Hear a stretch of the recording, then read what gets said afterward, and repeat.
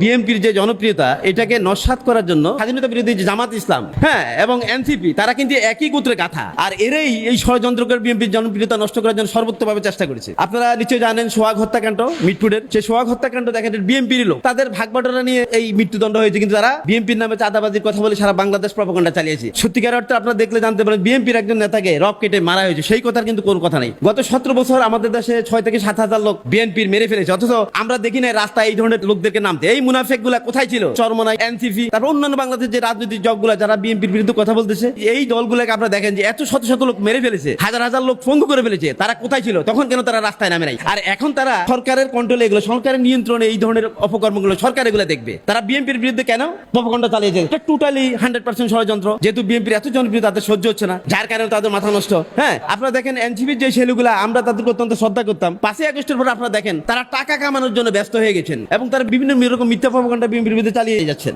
বাংলাদেশের সর্বোচ্চ জনপ্রিয় দল হচ্ছে বিএনপি। বিএনপি জিয়াউর রহমানের দল, যিনি নারায়ে তাকবীর আল্লাহু আকবার বলে আমাদের সংসদে অধিষ্ঠিত করেছেন, যার নেতৃত্বে, যার যুদ্ধের কারণে আজ আমাদের বাংলাদেশ, আমরা এই স্বাধীন বাংলাদেশ পেয়েছি। আমাদের বাংলাদেশের মানুষের মুখের কথা, গত 17 বছর ফ্যাসিস্ট সরকার মিথ্যা বলে মানুষকে বিভ্রান্ত করে যে ধরনের মিথ্যা প্রপাগান্ডা চালিয়েছে, মানুষ মিথ্যা প্রপাগান্ডা না দেখে, আমি মনে করি মানুষ যদি প্রমাণ দেখেন তাহলে বুঝতে পারবেন যে অ্যাকচুয়ালি বিএনপি কার দল।